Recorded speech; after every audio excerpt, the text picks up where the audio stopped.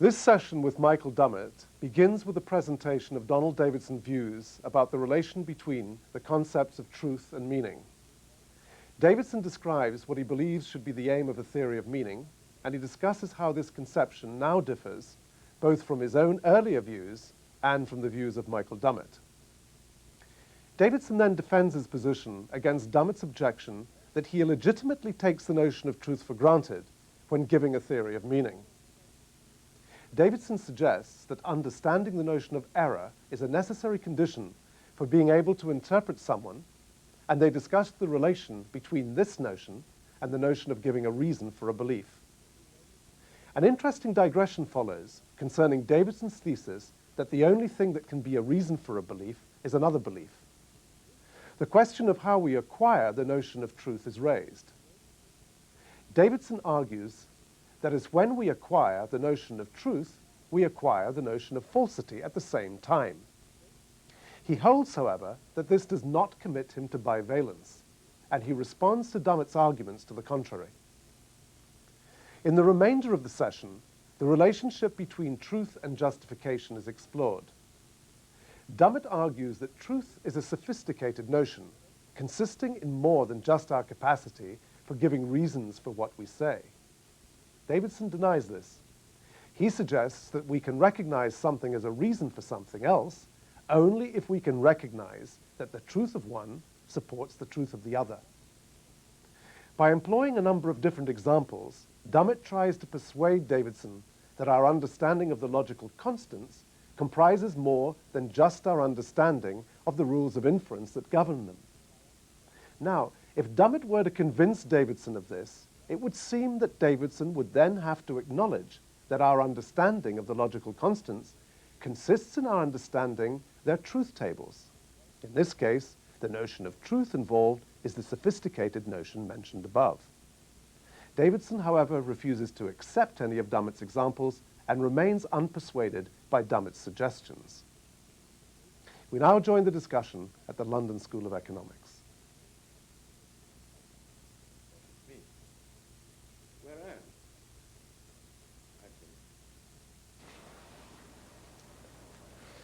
I'm delighted to welcome our next guest, who requires no introduction in the world of philosophy.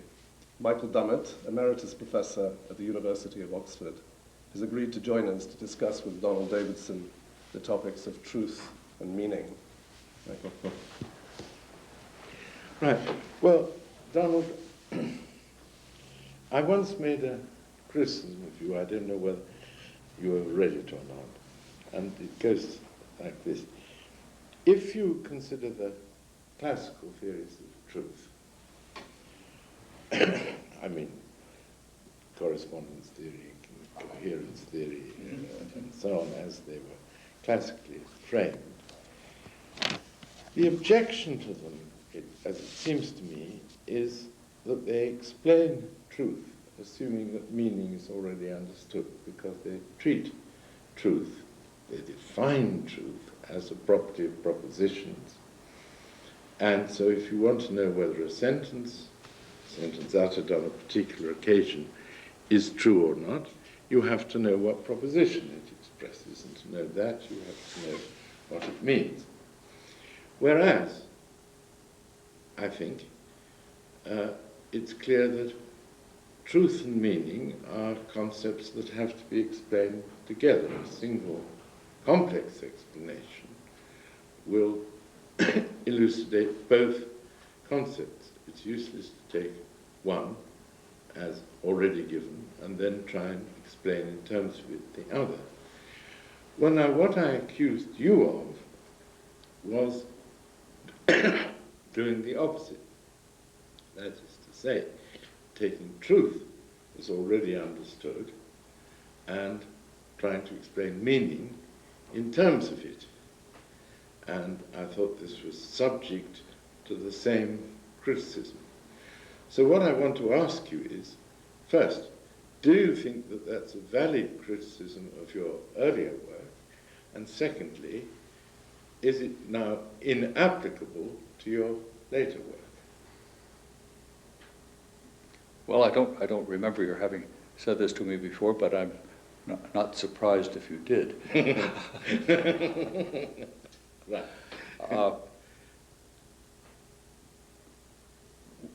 With respect to the first point, which is not what we're disputing at all, is it the case that we somehow miss the point if we try to define truth on the assumption that we already understand the truth bearers? Yes. And whether those are sentences or propositions or whatever. I could see that there would be reasons. I mean, you're assuming a lot, obviously, and there's clearly a sense in which you don't understand lots of utterances or sentences if you don't already know, in some sense, if you don't already have the concept of truth. That seems to me right.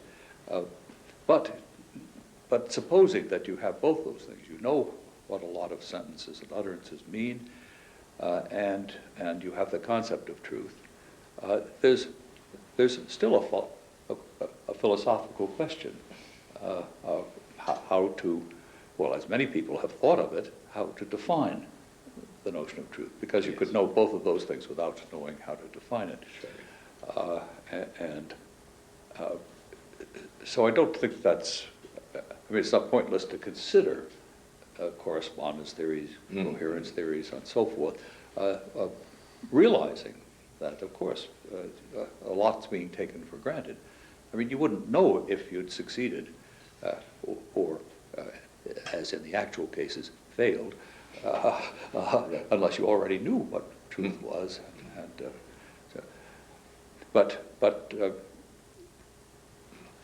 So now, could I or should I defend my own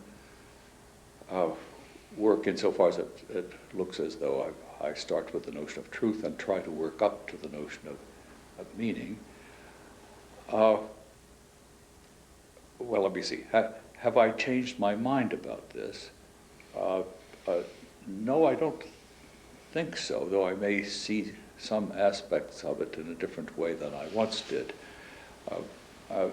So let me try to defend something. I mean, there's so many different things one might be trying to do in philosophy.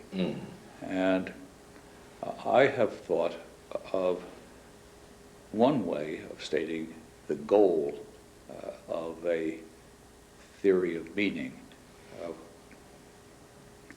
in the following way. We might just make it our goal, because we have to say what it is we're trying to do. And there's certainly lots of different things somebody might be trying to do. Here's what I thought of as being worth trying to do. On the one hand, describe what something such that if somebody knew that about a speaker, they would understand what the speaker was saying. And on the other hand, explain how such an interpreter could justify the claim that this was a correct theory without begging the question. And now that's where it becomes delicate, because you're suggesting that perhaps I do. And it's true that I mean, there's a little change in my views, or maybe it's not so little. I started out by imagining that what we could begin with was our ability to recognize when somebody was saying something that they thought was true. So in one sense, that would be starting with the notion of truth. And I've shifted from that to rather be the basic data being that you could tell that somebody preferred that one sentence be true rather than another. But the difference between those, I don't think, would be what you're asking about, because both of them require the notion of truth. Yes. Right. Now, what question does this not beg would be the way to put it. And here's what I've said about that. Obviously, if somebody holds something to be true, that is, the speaker, has the concept of truth. And if that's what I'm using to describe what they're up to, I have to have the concept of truth. And I, the interpreter, in one of the scenarios that I've described, have a language. So my task is just to figure out what the other person's language is.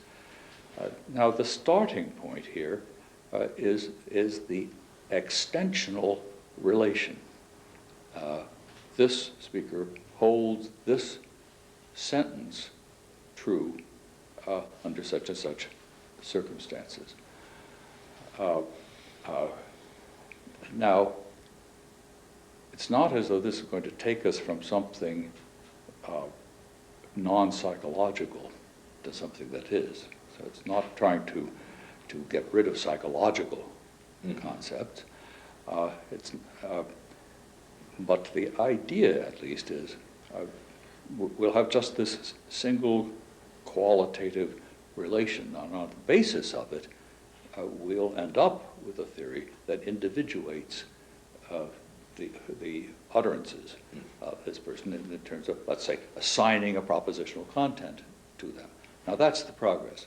And in one sense, it's quite a lot. I mean, if you could do this, that would be a kind of progress. And in fact, I would say it throws a very indirect light on how somebody who wasn't into the system at all could catch on to it without yet being able to individuate any of the speaker's propositional attitudes, or let's say just one, holding true.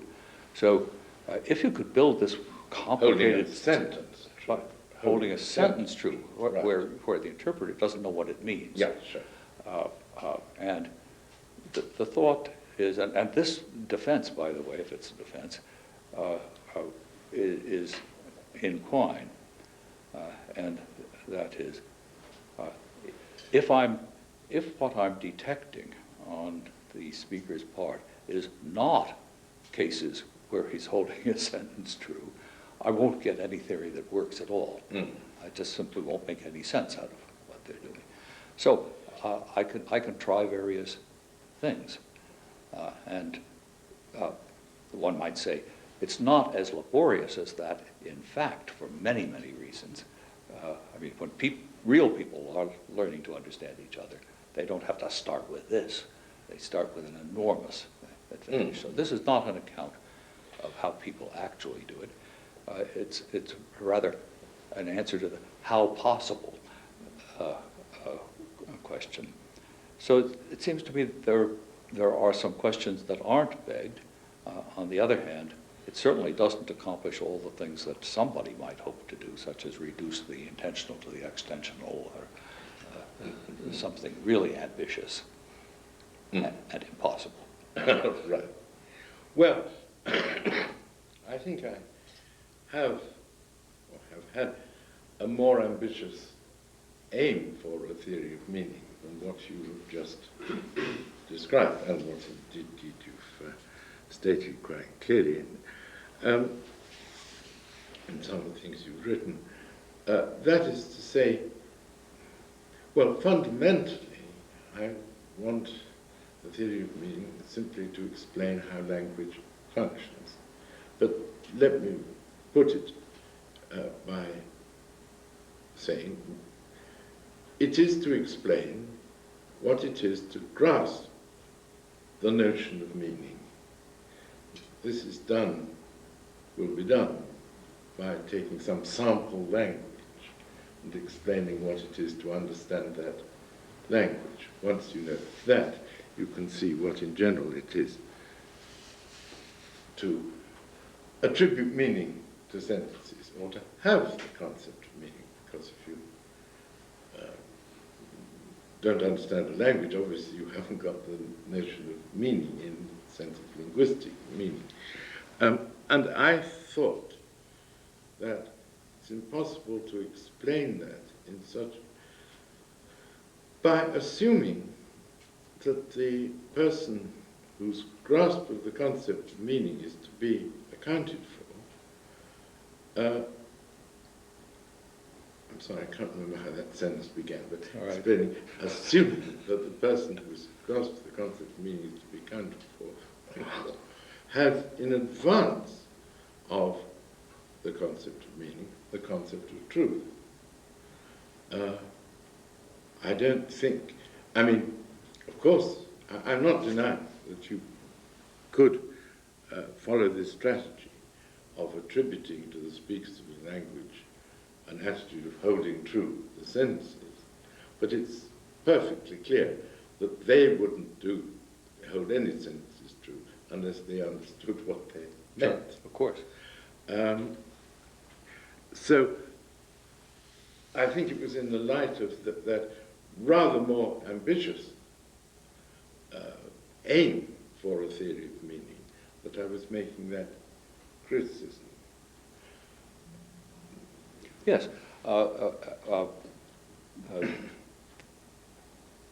I'm not criticizing that ambition. So, I mean, we're not going to leave it here and just say, well, you have one ambition and I have another. No. I mean, I see some things that I think I see something to say about. I mean, in one sense, what it is to grasp, well, I'll say, here is what somebody has grasped if they understand a speaker. But now if you say, now, well, what is it for them to grasp it? Well, the way I was just describing it, we have two people, each of whom has a language, each of whom has a more or less fully developed set of concepts and so forth. And their only problem is to figure out what the other one is up to. Yes. That throws light on something. And if I were right, it throws some light on the relationship between truth and meaning. But if you say, but what is it to understand either one of these concepts? I see some ways to approach this, but I doubt that they would satisfy you, and they don't seem to me fully satisfactory either. I'm willing also to talk about the situation in which one person has a language and the other one doesn't have any language, and I would say doesn't in any real sense have propositional thoughts. I think of these two things going together. Perhaps you do. I do too. Yes. I mean, not everyone agrees with us. I know that, but they're not here.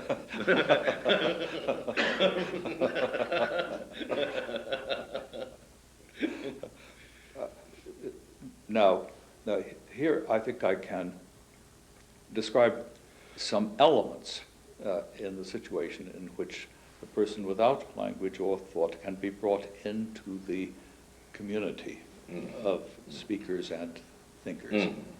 Of course, it's not a detailed, factual account, and in fact, I think there's a problem that can't be solved, which is how to describe the state of mind of somebody who's halfway there. People who describe language acquisition seem to me are in much more trouble than they think they are. Yes. When they try to describe the stages through which this goes. But I think I do see some of the necessary conditions for that. And they do throw some light, or so it seems to me, on where people get the concept of objectivity. That is, that there's a difference between believing something and its being that way, or just having a concept. Because if you have a concept, you're already there. I mean, to have a concept is to know that some things fall under it and some things don't, and you might get it wrong from time to time. And I think that is a tremendous problem, and that it may be that was part of what Wittgenstein was after when he talked about following a rule, and the difference between just acting in a regular way and having the idea that there's a right and a wrong way of doing it. And his answer to that, or his hint, or maybe what he has suggested, I don't want to bother with that. What he's inspired me to think may be there is at least this much, that interpersonal relations are essential to getting the idea of true and false, or right and wrong.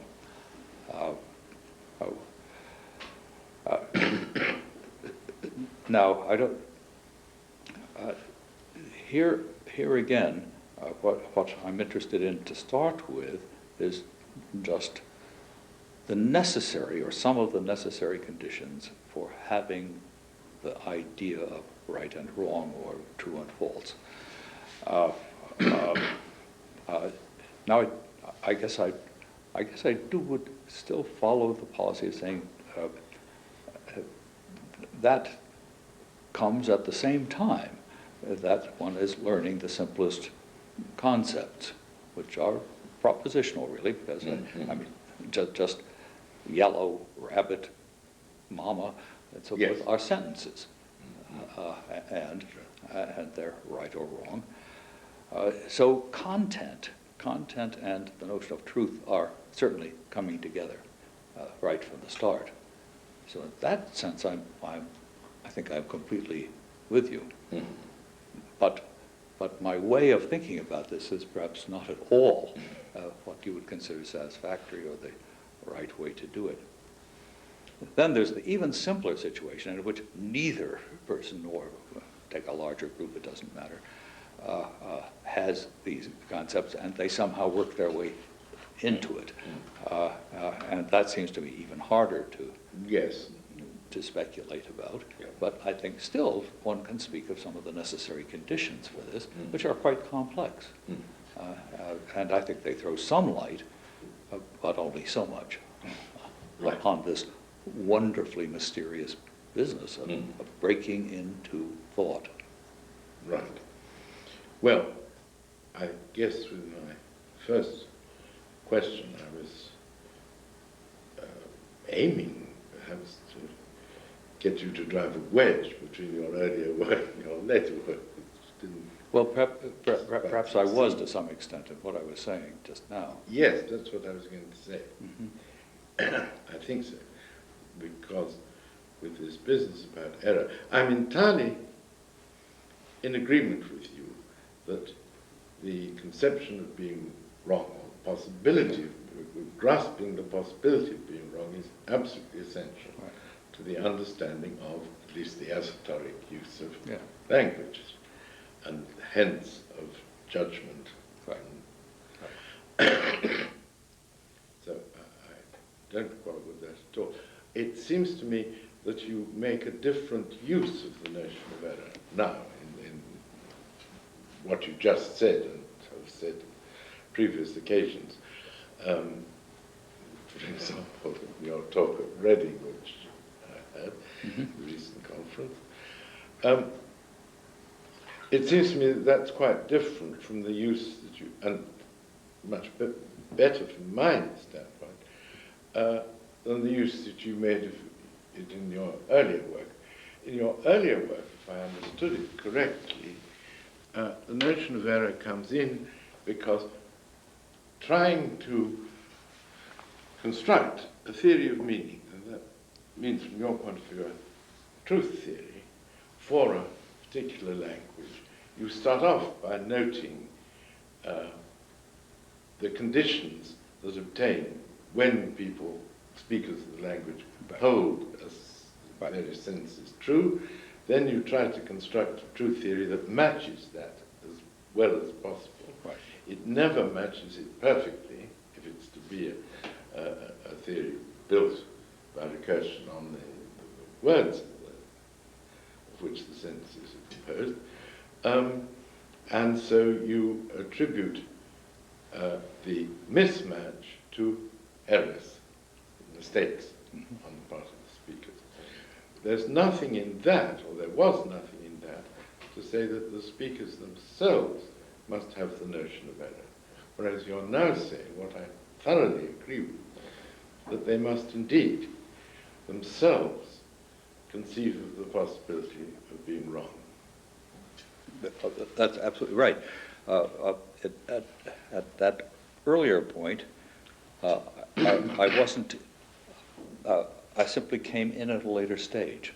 Mm-hmm. That is, I was, as you say, taking for granted that the parties, interpreter and interpretee, had the concept, had meanings, and so forth. And it was just throwing light on a much more modest question, though not all that modest, but more modest. That's right. The more modest question: what is it about speech and action that make them interpretable? And there, my interest was much more in the holism. I mean, how much we actually have to understand if we're going to understand anything, and the interrelation between belief, desire, meaning, and so forth was in the forefront. But I'm happy to say, I mean, in agreement with you, I didn't appreciate the problem. I wasn't thinking about it. The problem of accounting for, or giving any sort of account at all of how we get the concept of error, and therefore of objectivity and of truth and all the rest. Right. Yeah, Yes. This has come to dominate my interest now, but it certainly didn't then. Yes, it's essential to attribute a grasp of the concepts of error, or concepts of right and being wrong, or having said something right and said something wrong, to the speakers. Because if it's just a description of, as it were, a natural phenomenon, there are these speakers who make these noises and behave in certain ways, then it seems to me that invoking the concept of error to explain the mismatch between your theory and what is observed is just like, well, you've got a theory of gravitation, right, and then the planets don't quite, their movements don't quite accord with this theory, and then you say, well, the planets make some errors. Yes, no, I think that's right. I think that is the right way to put it. It's like saying that a dog has made a mistake. I mean, if it doesn't obey your order, or it's hunting for something that goes in what we would say is the wrong direction. Right. But it hasn't got the idea that it's making a mistake. No, quite. It's we who have the idea that it's making a mistake. No, I think that's absolutely true. Now, I want to pursue this See, it seems to me that if you want to explain the genesis of the notion of error, or even what it is to grasp that notion, you have to talk about the activity of defending, or giving reasons for. I mean, this is a salient feature of language. Someone says something, somebody else refuses to accept it or challenges it, then you give reasons for it, offer grounds for it, perhaps he offers grounds against. So, reasons for and reasons against. I don't see that it's possible to explain what it is, or how we come to grasp the notion of being wrong in what one said, or being proved right, without an account of these parts of language use. I don't know if you'd agree with this or not. Well,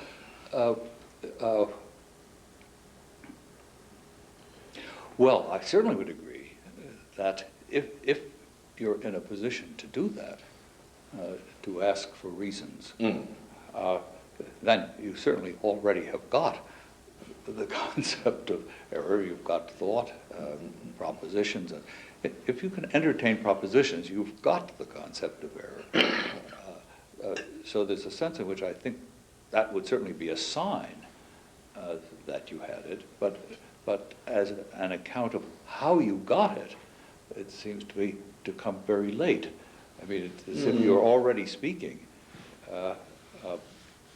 and your words already have a content, and so now somebody asks you, why do you think that? I mean, you couldn't ask that question or answer it unless you had a language and and meaning and the concept of objectivity and truth and so forth. So I don't see how that could be an explanation of how we got it. Well, I'm not sure about that. It seems to me that as you acquire language, one of the things you slowly learn to do is to give reasons. Of course, it doesn't mean to say you have to have full-fledged notion of a reason for or ground for, and so on. But you're taught this practice. If someone says, how do you know? Or why do you say? You've got to answer. And you're taught what counts as or you come to learn what counts as a reasonable answer for various different cases.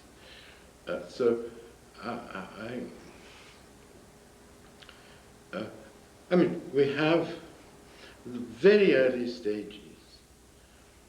The child doesn't have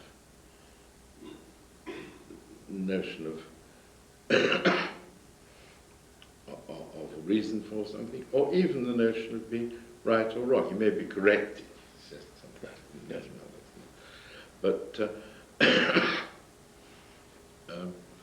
so it seems to me that, I mean, if we're describing what you have to grasp a language, and what in particular you have to grasp the meanings of particular sentences, this practice of giving reasons for and against is something that has to be invoked. It's a practice, of course, within the language, and people who engage in it are people who speak the language, or speak part of the language at least already. But if the language didn't have that practice embedded within it, if the practice of speaking the language didn't allow for challenging, defending, giving reasons against, and so on, then we should have, well, start with a very impoverished notion of error, of right and wrong. No, I think I'm getting it. There might be a stage at which you wouldn't say that people have a language, but they have learned to utter sounds in appropriate situations. Yes, correct. Where we adults who are into all of this actually interpret them as saying things that are true or false. But so far it's just a disposition that they're exercising. Yes, exactly. And it's not as though they have the idea that they might get it wrong. And of course, we may alter that disposition for the better in the sense of getting them more and more attuned to the circumstances in which this ought to be said or would be true, let's say. But still, all we're doing is training them, so to speak, to jump through the hoop and making the hoop higher and higher, harder and harder, and so forth. But it's still not thought. And of course, it certainly would be a sign that they've got it if they could give reasons. And I can see this. Of course, when it becomes propositional thought, and therefore the notion of error is there, propositions have logical relations to each other. And that's where the giving of reasons, or just of accepting one sentence if you accept another, shows that you're beginning to make the kind of connections that involve grasping the content. I mean, I don't, and all that seems to me right. I don't quite see, well, nothing wrong with focusing on giving reasons. It seems to me there are lots of other situations in which one would reveal that one is catching on, such as knowing that one hasn't followed an order, which could be revealed in various ways. So I think there are lots of things that might be taken to be adequate signs, actually, that one has grasped this point. But anyway, we're working on exactly the same thing, it seems to me, at this at this point. I guess I perhaps by accident started a slightly different place, and that's just a historical remark. I've come to see the reasons for emphasizing ostensive learning. That is, situations in which two or more people are reacting to the same thing in the world. And I see this as a situation which is much more elaborate than it seems to be, because it isn't just that they're both reacting to it, they're reacting to each other's reactions to it, which is absolutely essential to making it actually the ostensive situation. And I see this as the primitive situation in which the notion of error can find a space. Not that you can't have this triangle without the notion of error. You obviously can. Animals do it all the time. But it leaves room for it. And it seems to me nothing else can. So I've begun to appreciate, or think I appreciate to some extent, the emphasis that Wittgenstein always put on ostensive learning, because it stresses the social nature of the situation in which error can make sense. I entirely agree with what you said earlier about the necessity of interaction. Right. I mean, perhaps this is the point at which I might introduce a slight digression and then come back. How important for you is this thesis that the only possible ground for a belief can be other beliefs? how important is it to me? Well, I mean, is it a matter of just an understanding of the word ground, or is it something much deeper? Well, it is partly, yes, it is partly a matter of understanding the notion of ground. That is, what I said was only a belief can be a reason for another belief. I'm sorry, I used the word ground. Yes, I didn't use Wrongly. the word ground, I used the word reason. Well, I misremembered. Yeah. I'm sorry. Okay. But, I mean, the idea is extremely simple, and it is that for one thing to be a reason for another, both of them have to have a propositional content. Look, I say, oh, we've run out of coffee. And you say, why do you say that? Well, you've got no reason to say that.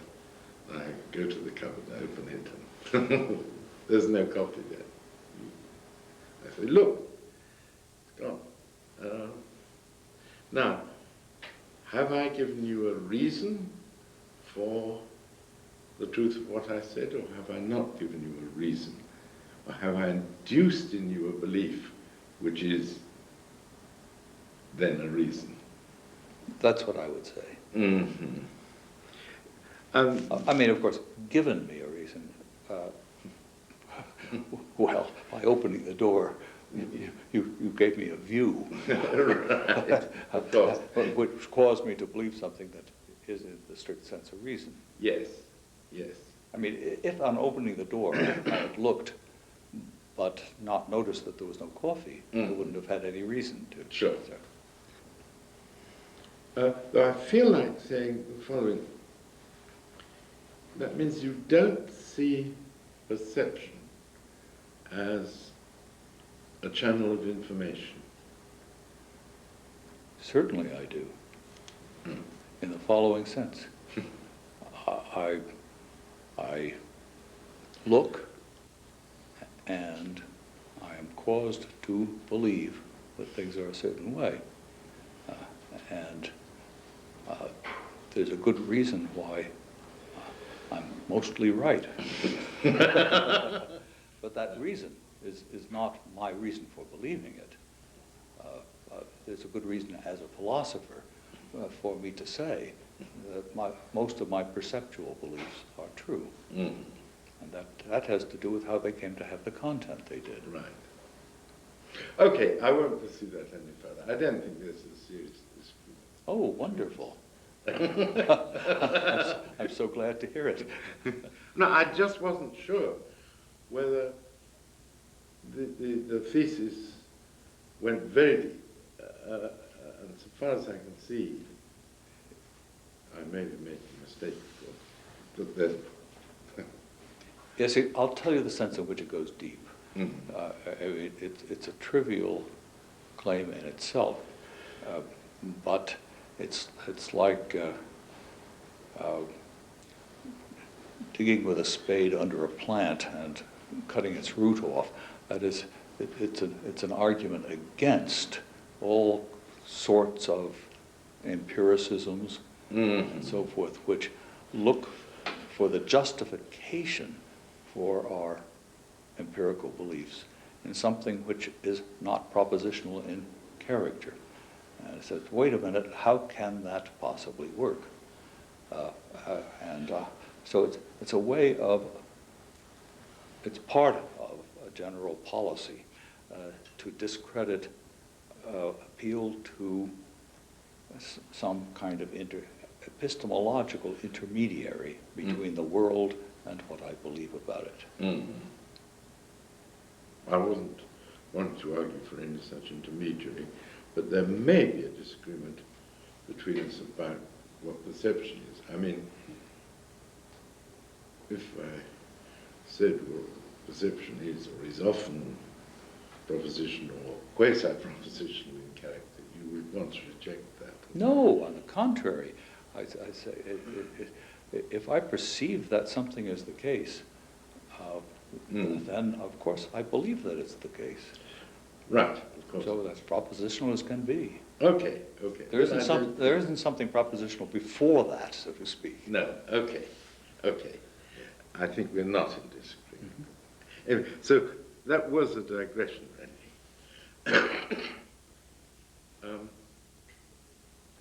On this business about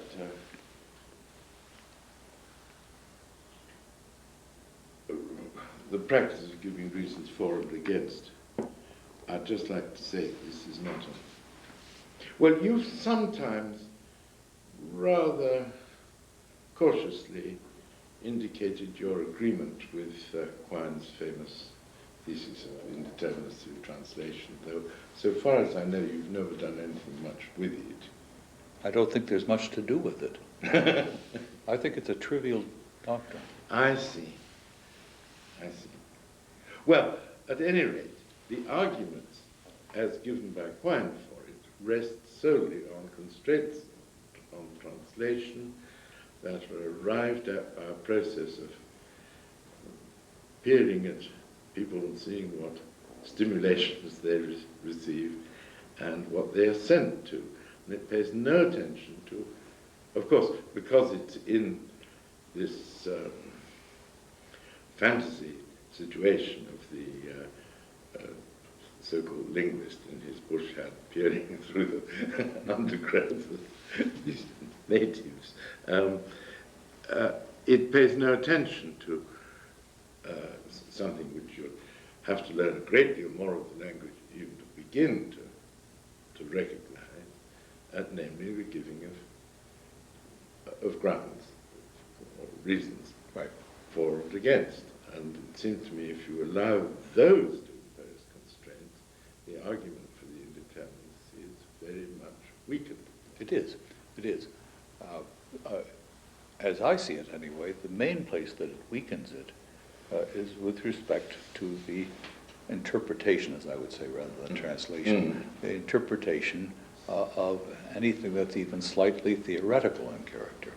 Because our only clue to how to interpret those terms is their relations of evidential support. Yes, with each other and with the more directly observational beliefs that we have. And without any clue to that, I see, I mean, you would be as much of an indeterminist as Quine is. And his indeterminacy mainly has to do with the more theoretical it came, stuff. I mean, yes, it came to.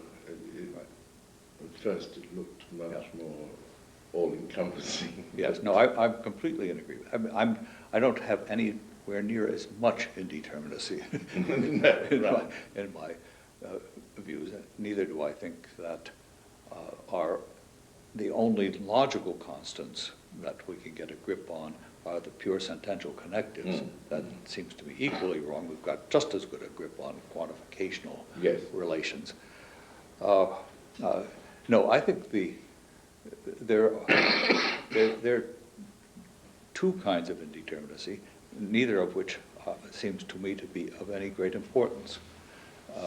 One is any method, I would say, and here I'm sort of interpreting Quine in my own way, say, our grip on what people mean by what they say depends upon our having some grip on what they believe and what they want.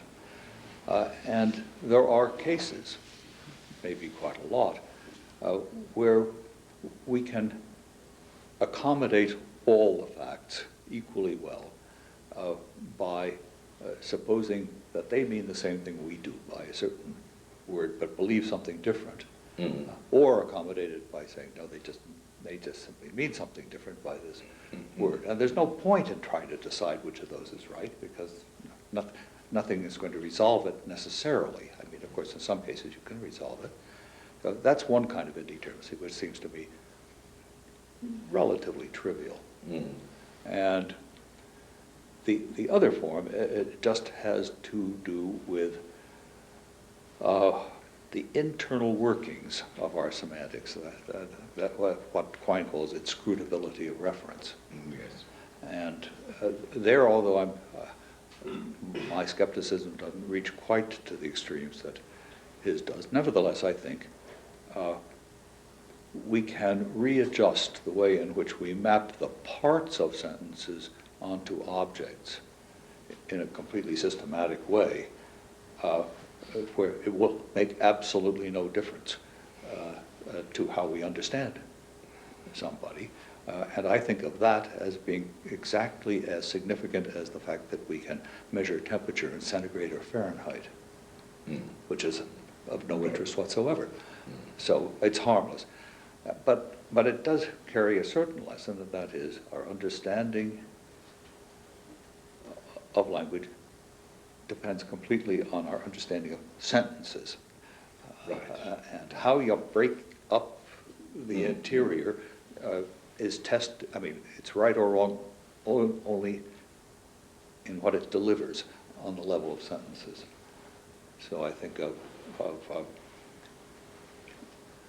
grammar, syntax, semantics, and all of that as being some workable account of how sentences are related to each other, and of course of how they're related to the world. But we can keep track of those things in different ways. No. Well, I don't want to pursue this. I'm not quite sure that I agree with this last remark to as far as you wanted to push it, because it isn't just a theorist's business to split sentences up into words and explain how they... It's part of how we ourselves understand what people say. Oh, absolutely. All right, well, let's not pursue that further. I'd like to get on to something different. Perhaps I'll ask you this. We talked about the notion of truth and whether how one comes by it or whether one has to have it in advance or what. But what about falsity?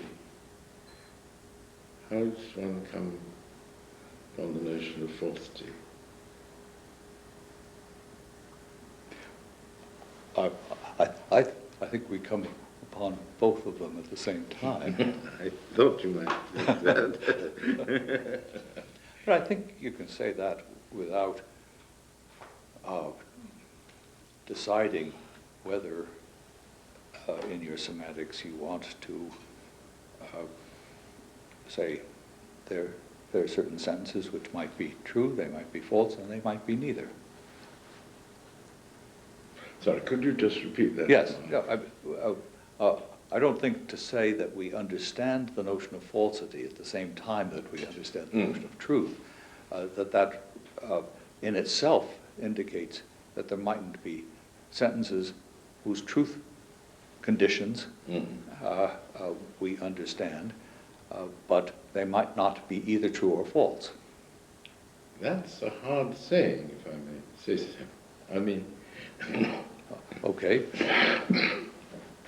Well, saying that they go together usually goes with thinking must be one or the other, or it's the other just in case it's not the one, and the notion of negation is thereby taken as primitive or something. If there are sentences whose truth conditions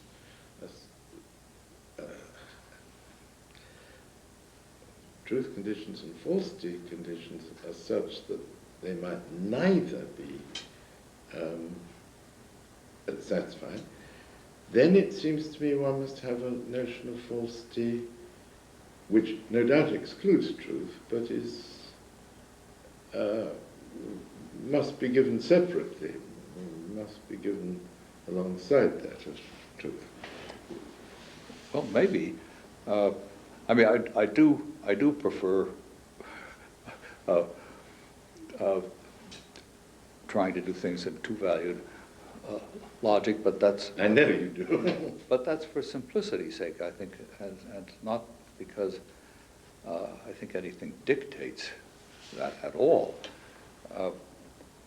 It seems to me perfectly possible to say, with respect to, let's say, a sentence like Pegasus is a horse, well, we know it would be true If the name Pegasus actually attached to a horse, we know it would be false if it attaches to something, but that thing is not a horse. And we can say it's neither true nor false if that's not the name of anything.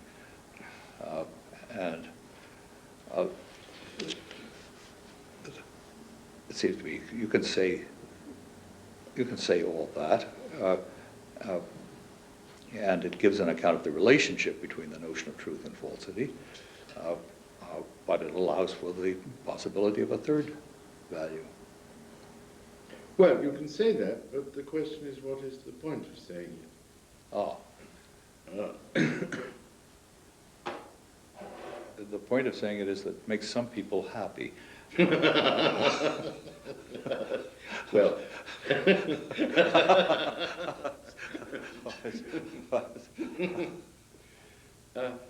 no, it seems, well, of course, that's one reason for saying it. But if someone puts that forward strongly as a semantic view, he is taking it that falsity is a notion with, as it were, equal rights with that of truth. That's right, yes. And to know, to grasp the meaning is to know the conditions for it to be true and the conditions for it to be false. Then he has to explain what's this notion of falsity.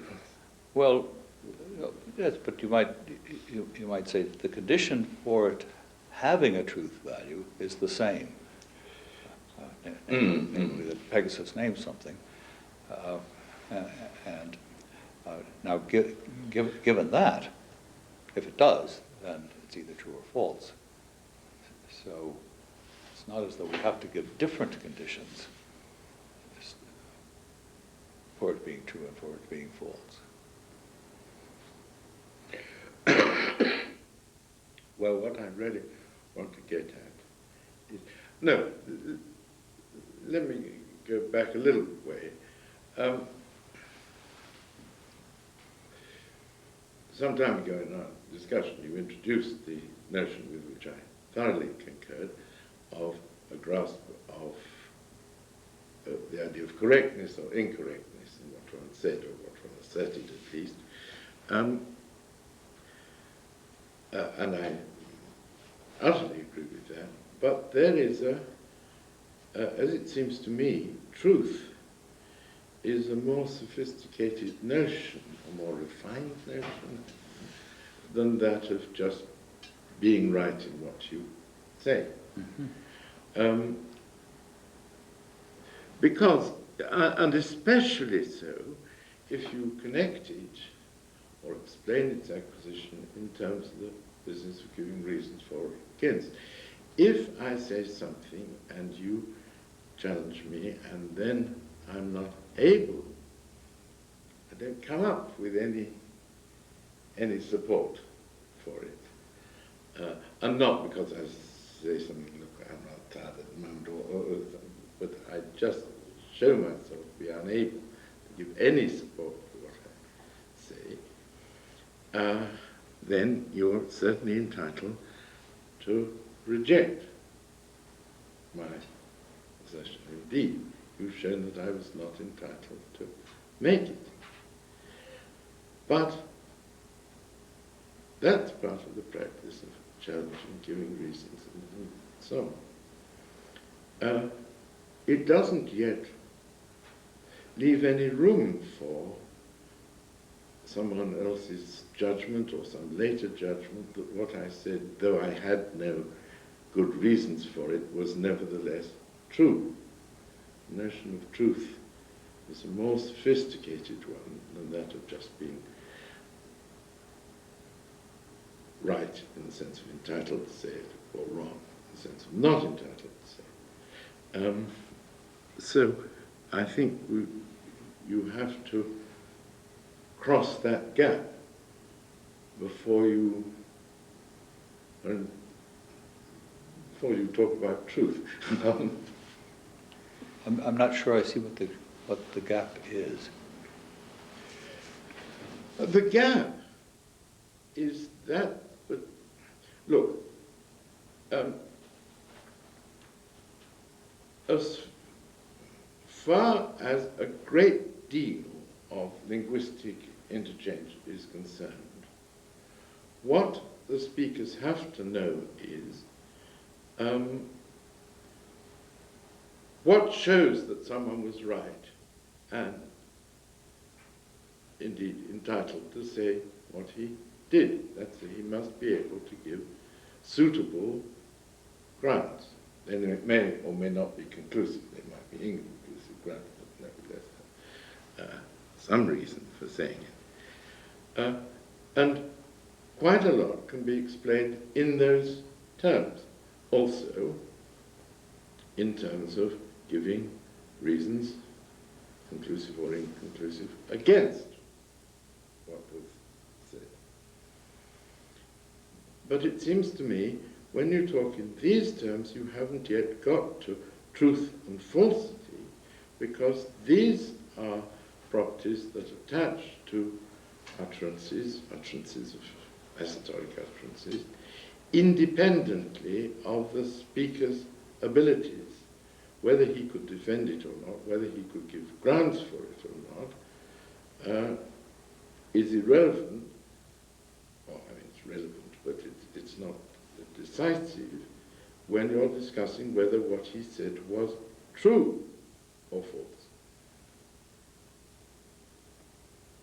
Yes, I guess I'm not quite as convinced as you are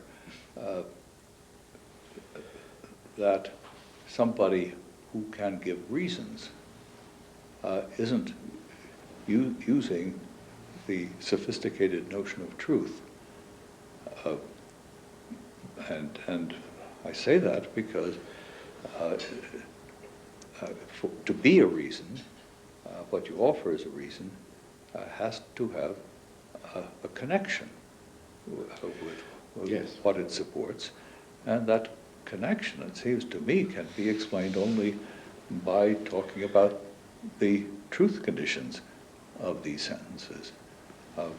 You wouldn't be recognizing that one was a reason for the other if you didn't know that the truth of one supported the truth of the other.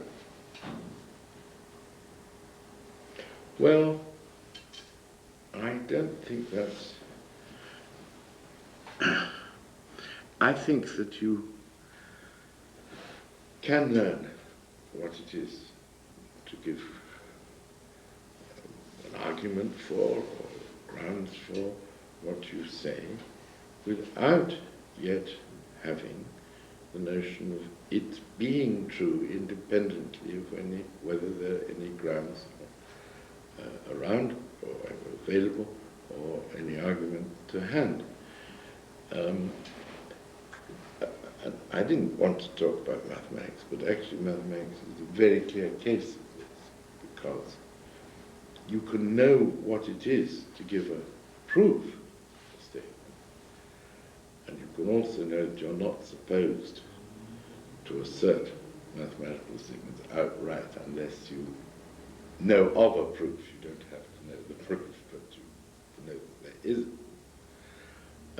And that, all that, you can learn without your yet having the idea that the statement might be true independently of there being any proof. I mean, the reason why I say that that you can learn it is that people have learned it. Let me get to where I wanted to be in a different way.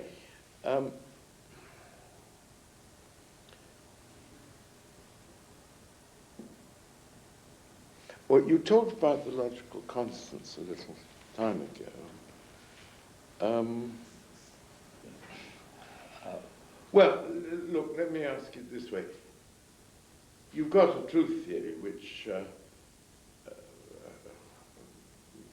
theory by the application of the predicate true to the sentences as uttered on the applications.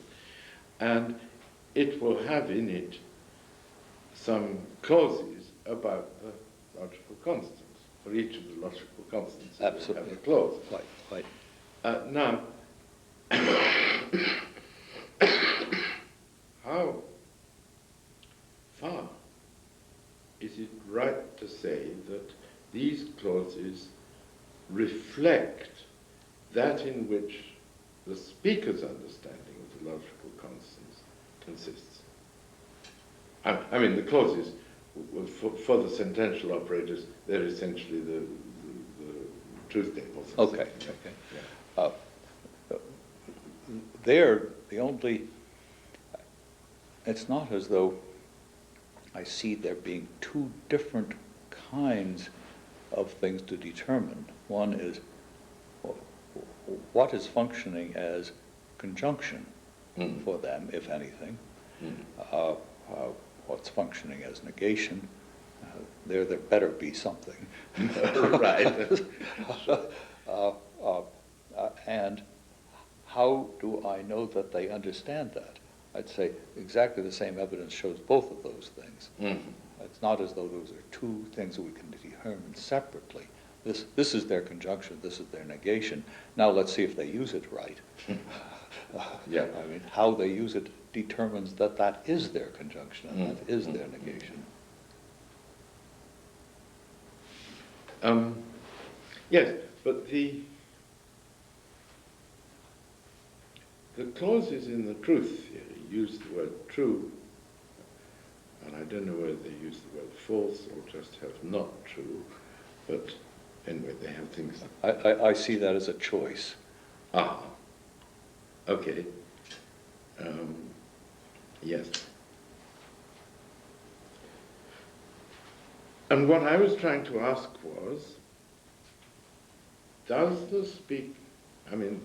how they use them, that really is a matter of what rules of inference governing them they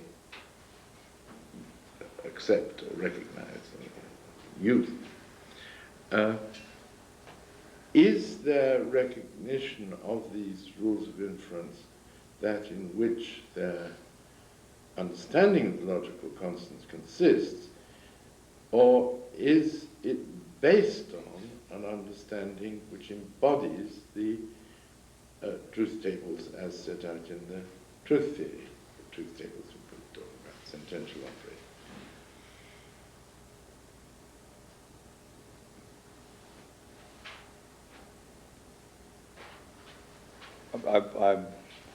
I'm hesitating so long because I'm trying to think where we stand when we ask this question. If I'm an observer and I'm asking myself, how do they think about the logical constants? Then there's a sense in which that is a question with a very secondary interest for me. I mean, I think I'm going to find out what they mean by those constants by observing the inferences they actually make. Of course, when I get to know them pretty well and can talk with them, I can ask them these questions. And I think there'll be some pretty simple questions where they might give the right answer. Such as, do you think that if this conjunction is true, this conjunct is true? And I'm hoping they'll say, yes, I do think so.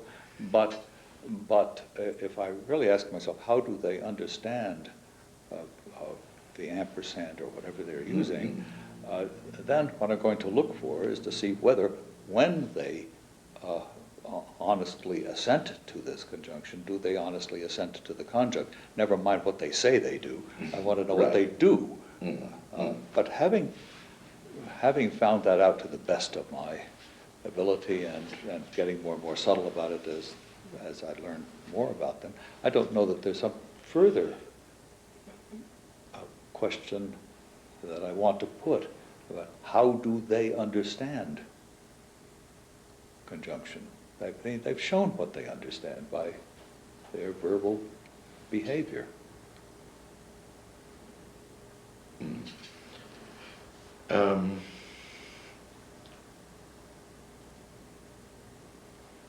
Well, I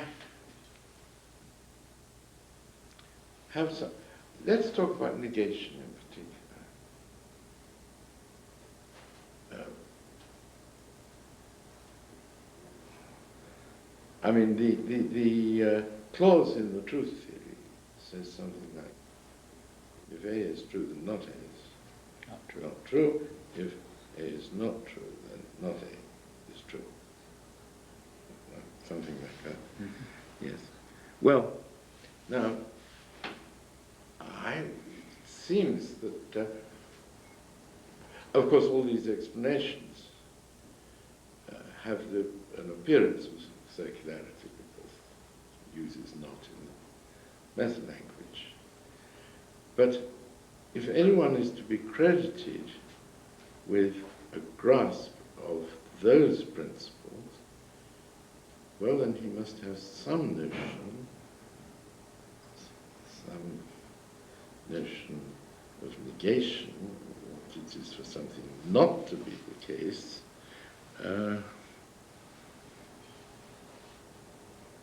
Otherwise, it doesn't make sense to say that he grasps that principle. No, it doesn't make sense to say that if what? If he doesn't have some notion of negation, some conception of what it is for something not to be the case, he can't grasp that principle governing the negation operator in his language.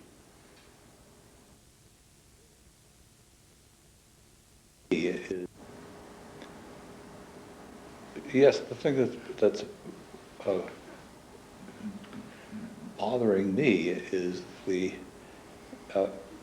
is that you seem constantly to be pushing me to try to answer a question that seems to me to have no answer, and that is now we know how he uses this expression in connection with a lot of his behavior and so forth. Now tell me what it is that he understands. And I don't feel as though that there's something left over to find out.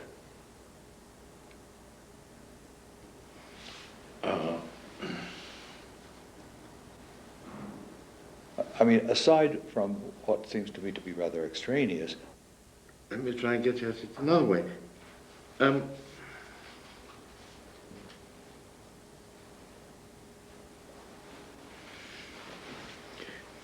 You speak as though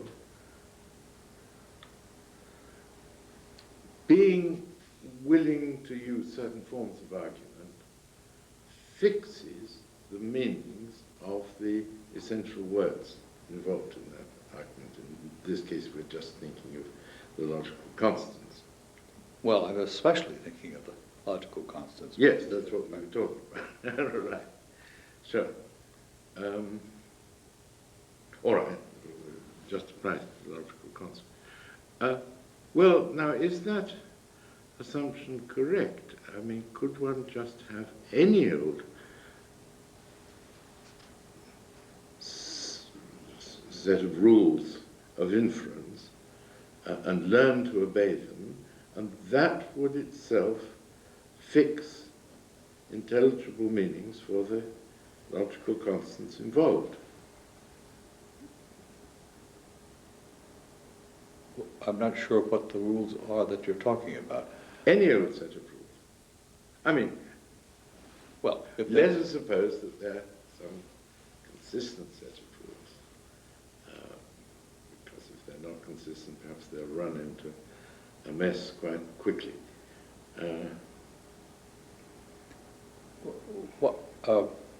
How are they going to learn these rules? They're just taught to argue that way. They imitate others. And everybody accepts such reasoning, and We tell them Perhaps we don't tell them, perhaps they just imitate. I mean, how do we look? Your speakers obey certain rules. Right? That they infer A from A and B, was your example. Well, no, I don't see them following rules at all. I see them behaving this way. I'm the one who's cooking up the rules, not Behaving in accordance with certain principles of influence. Was that not what you meant? Yes, but that's not exactly how I think is the best way to put it.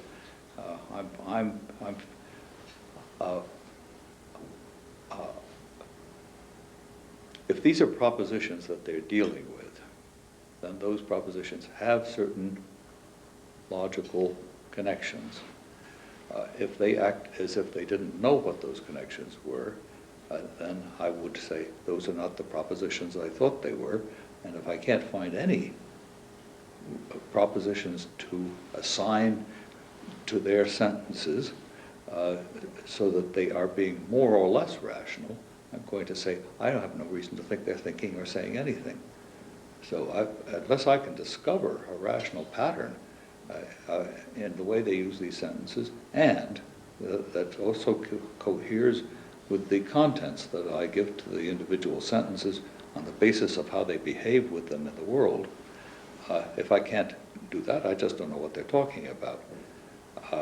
So I'm not saying they've internalized some rules, unless that just means they act in a regular way, or more or less, of course, regular way, which I can make out to be rational. That is more or less in accord with the logical relations between the sentences that they're using.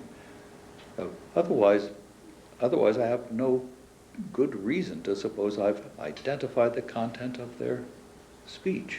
Well, now look, you could come across people who spoke a language in which there was some logical constant. I mean, you make out that it is a logical constant because say it's a connective, Okay. a sentential connective, so they regularly form complex sentences using it, but it doesn't fit, won't fit any of the ones we normally use.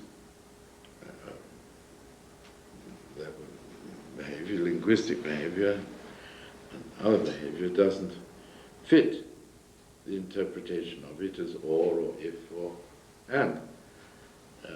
So you search around and you might hit on an interpretation, right? How? Well, what they say and do makes sense if it's neither nor. Oh, I see. Or something like that. Yeah, fine. This is just one Sure. case. I see. So if you admit that, you must also admit that you could come across another lot of people who have some connective, let's say, binary connective, which only half fits with one that we use. I mean, half fits in the sense that they will reason with sentences involving this connective, sometimes reason as we should reason. But other pieces of reasoning which involve it, which we should have thought were perfectly all right, if it meant or, they won't accept.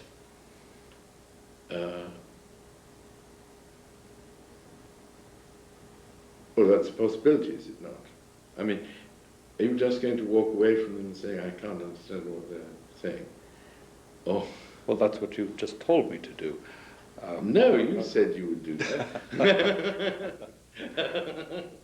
Well, I mean, this is one of those science fiction cases where I don't know enough to know what I would say. Maybe I say, I understand some of what they're doing, but not very much. But look, here's the thing. We have these two kinds of clues to what people mean by what they say. One is the connections between, let's say, some of their simplest sentences and the circumstances in which they use them, how it matches up with their behavior. Yeah. The other sort of clue is the patterns, whether you call them patterns of giving reasons, or you just observe that if they say this, then they say that, and we have interpretations of these various sentences which go right to their connections with the world. On the one hand, we also have some idea of which they think of, which of these supports others. That both of these have to fit together for us to get a coherent picture of what they're talking about. Now, you say, well, suppose that we don't find a very good fit. I mean, within our own apparatus, it's not only that we haven't found it, but I think you want me to imagine that we couldn't. I mean, it's not there. Now, what should I say? Well,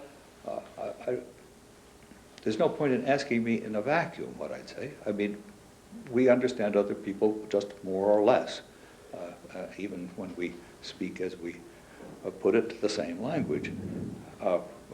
There's some things we get, some things we don't get.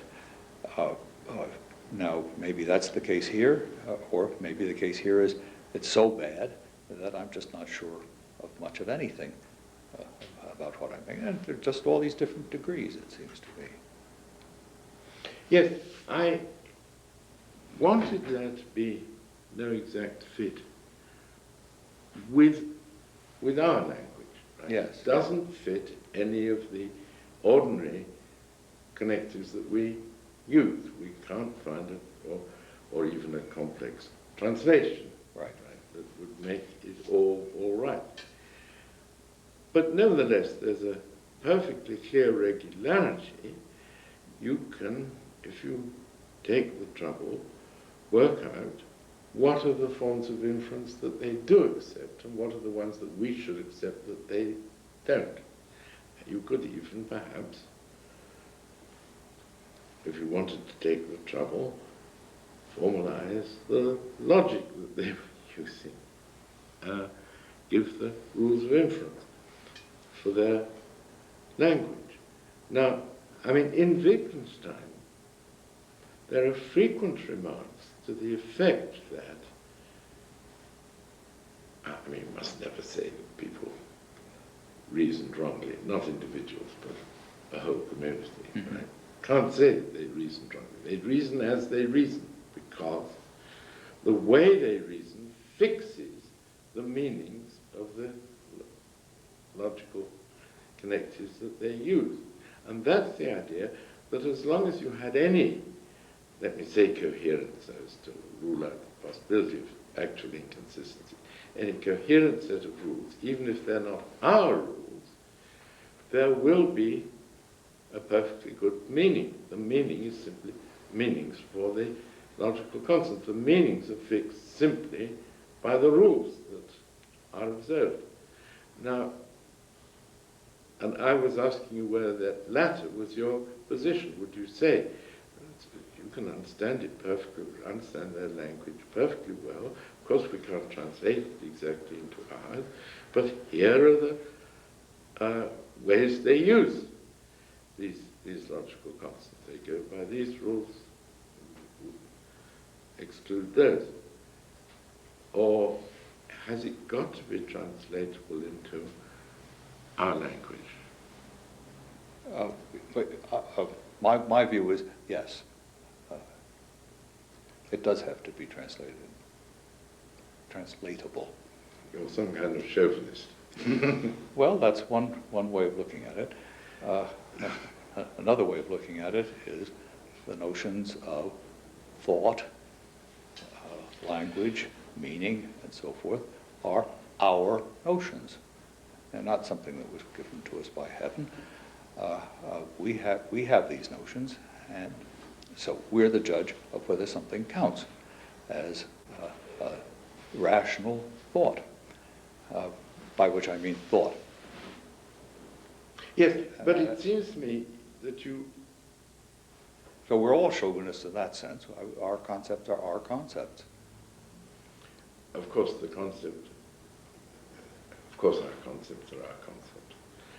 And the concept of thought is a concept that we have. But I don't think that we can go quite so far as you have done, if I have understood you, in claiming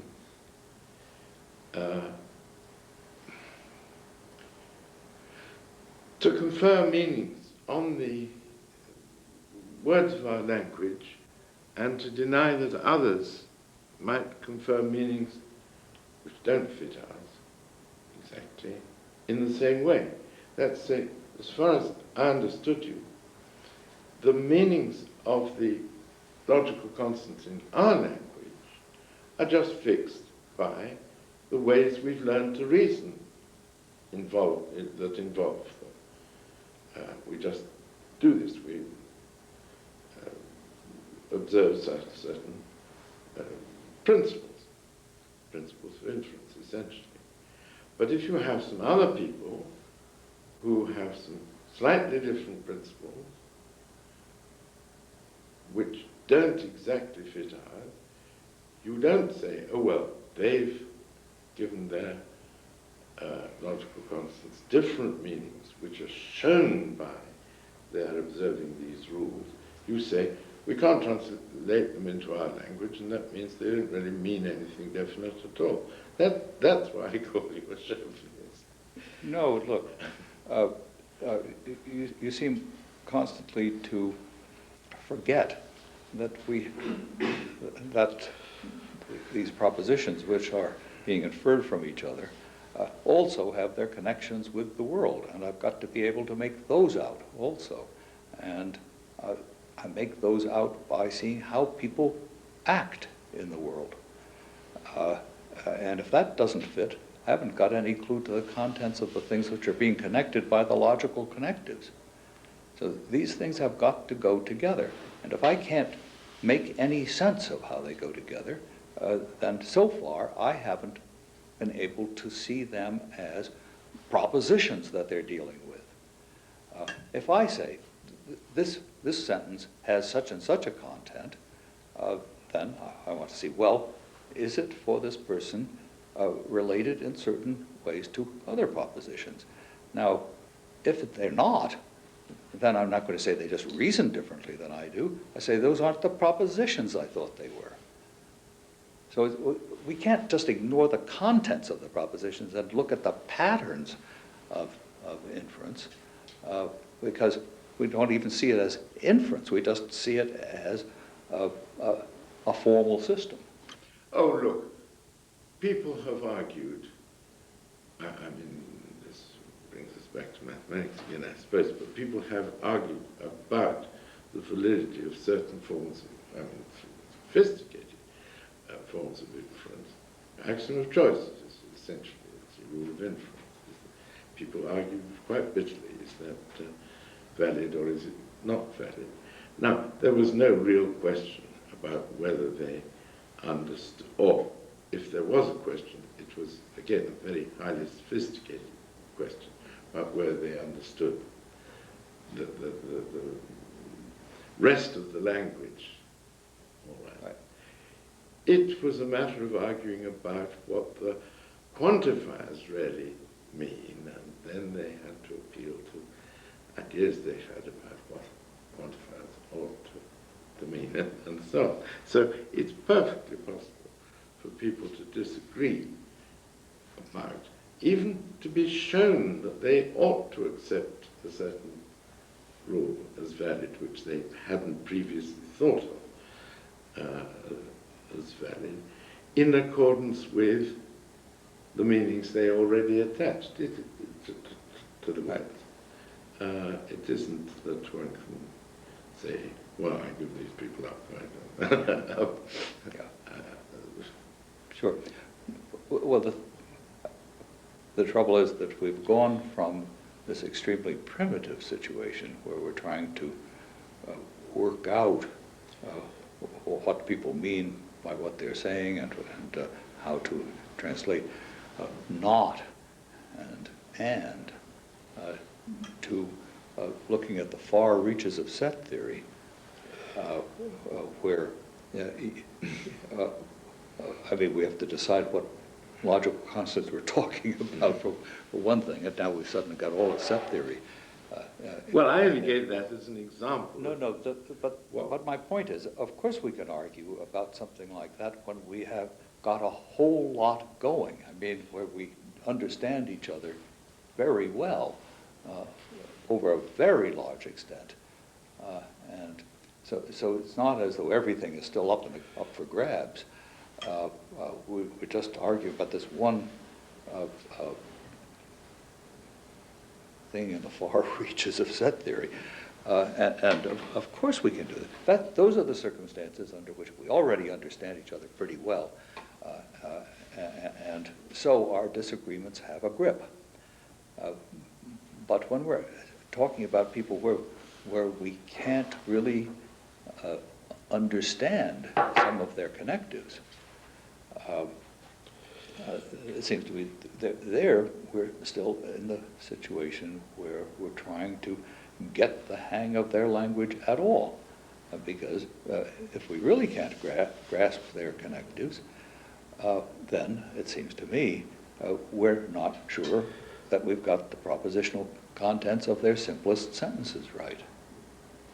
Well, I was talking about a case, an imaginary case, which I haven't even described, but I have in mind a particular case involving a word that behaves much like our word or, and let's suppose we understand the rest of the language perfectly well, as sentences without that word in it seem perfectly okay. And what's more, sentences with that word in it work very like, or usually work, very often work, like the result of translating that connective as or. But we just find they do at certain forms of inference which we should accept, which involve it. Well, look, we all have our own store of concepts, and no two people probably are exactly the same. And I unfortunately know quite a lot of people who have a whole bunch of concepts that I don't have at all. And I don't just mean people who know quantum mechanics, I mean psychoanalysts, yes, and astronomers and cosmologists. Yeah, sure. And the economists. Yeah, I'm afraid the list is very long. Right. Now, I think that doesn't raise any conceptual problem for me. I don't think that introducing those concepts into my language is going to force me to, or force anybody else to understand the rest of what I say in a different way. I mean, it could happen. Not every addition to our set of concepts, whether it's just a new suburb, so to speak, of the old language, where it really doesn't affect the old one, but just is added on, or those rare cases where adding something on really does make a certain amount of change in the rest. These are perfectly intelligible cases, even when I don't understand them. I mean, I understand that it's possible for these things to happen. And I can certainly imagine somebody who has got a sufficient store of logical constants that I can pretty much accommodate, might have something new that I haven't got, in which case I think I probably could master it. And it might be that I couldn't define it in terms of what I've already got. So I mastered only just by seeing how it works and whatever explanatory material you're willing to offer me, I'll make use of. So I mean, holism doesn't have to interfere, I think, with this. Where the holism was coming in was the inferences I do understand. And there, I don't see any way to separate the issue of understanding the sentences among which the inferences pass and understanding the constants themselves. These seem to me to interact in pretty obvious ways. I would imagine you agree.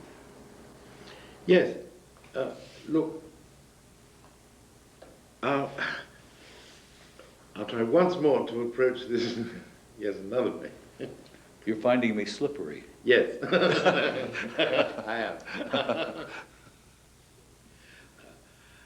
Well, you did agree, I think we're in agreement, that if you had people who refused at certain points to reason as we should think they were entitled to, you might be able to persuade them that they ought to do so by drawing their attention to the way they used sentences involving or sentences of the kind that come out as conclusions, or would come out as conclusions if they reasoned that way, in other contexts. Right?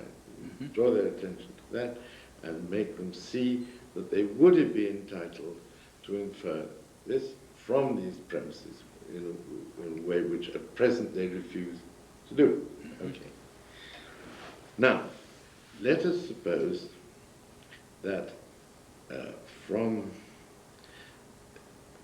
that there is some island off the coast of the Netherlands where all the people are brought up, and the children are brought up, and all the adults speak only in accordance, they reason only in accordance with intuitionistic logic. They refuse those forms of inference which are classically valid, but not intuitionistically. And now you want to apply this process to these people, to show them that they really are entitled to reason in the ways that they have been brought up not to, in the ways that we consider valid. For example, you want to persuade them that if something follows from A, and it also follows from not A, they have a right to assert it. Right? It depends on assuming A is either true or false. They won't use this form of inference because they haven't got it embedded in their minds that any statement must be either true or false. So, now, how do you set about persuading them to reason classically? I'm not sure there's any good reason to try to persuade them. You are slippery. But you should admit that where there's a reason for it or not, it should be possible. Well, if I knew more about the details, I might think there was something I could say. But given no more of the story, I'm not sure that there's anything that I ought to say. Well, I'm assuming that by all the other tests you can apply, the meanings they attach to all the non-logical words are just, I mean, we can translate without trouble. Yes, well, that's the trouble. We're assuming a lot because I want to connect the things they say with things I would say, perhaps in rather complicated ways, but in a way that makes what's going on intelligible to me. But the trouble is, it becomes more and more intelligible the better a mapping I can fine between what they say and what I say. And to the extent that that fails, to that extent, it's hard to know how to bring my thoughts to bear on theirs, because there's a misfit by supposition. There's a misfit, but you think, if I understand you, that the only intelligible logical constants are the ones we have, and that those are ones that conform to classical logic, essentially. Well, that wouldn't be how I would put it. Okay. Then please put it. Well, intelligibility to me means finding a rational pattern there, and of course that has to mean for me as an interpreter what I find rational, what I can make sense of. It's not that I insist that other people use exactly the connectives I do. It's rather a matter of my being able to discover, given the conceptual apparatus at my disposal, a way of making contact with their thought in a way that keeps track both of their inferences, that is, makes them rational as far as I can see, and of course also connects their thought with their behavior and with the world. Now, to the extent that I can do that, I've managed to use my apparatus to capture as much as I can of what's going on there. That doesn't mean that there's something special about my apparatus, except that it's all I've got. Rationality for me means finding that sentences we can go from one to another in very basic situations, but still, let's say, inferring the instances from a generalization and Sure. little things like that. And of course they do that. Oh, they do that. Yes. Well, good. Now, so far, so good. Now, how much sense I can make out of the exact situation you're setting me, I don't know. But my guess is that I could probably make perfect sense of it within my own apparatus. Well, I don't think you could translate it, but you could certainly make sense of it to the following degree. I mean, look, you have a class of students who can teach them intuitionistic logic, and at first it's rather strange, but when they get used to it, they get used to reasoning in accordance with these rules, and they know what would not be a valid inference. Mm-hmm. So, I mean, this is the opposite of Brouwer, as it were. They may not be convinced by the background, which is given in explanation of why only these rules are valid, mm-hmm. And essentially the background is that that there isn't the gap between having reasons and being true that we talked about earlier, but that the only notion of truth is there being reasons, not of course necessarily that I know, but yeah. That's the background. They may not accept that, but at least they can see what it's like to think that way and to reason in accordance with that. And as it seems to me, if you want to persuade them that they needn't, they were students to start with, but now they're people from this island. If you want to persuade them that there's no need to confine themselves to these forms of argument, you've got to get rid of that background, metaphysical, I don't know what to call it, belief, right? And so I'm really getting back to what we discussed right at the beginning, this gap? How do you get across this gap from there being reasons available to us, or available to being true, independently of any reasons? And that's what I think you've got to get across to these people if they're to reason the way you would like, you think it's right to reason. But I'm not so far convinced that there's anything wrong with what they do. It's different. And I can only say that to the extent that I understand what they're up to. And you may not call that translation, and I'm happy not to, but it's interpretation. I mean, if I can understand what they're up to, then I can interpret that. Right. And in that case, my standards of rationality,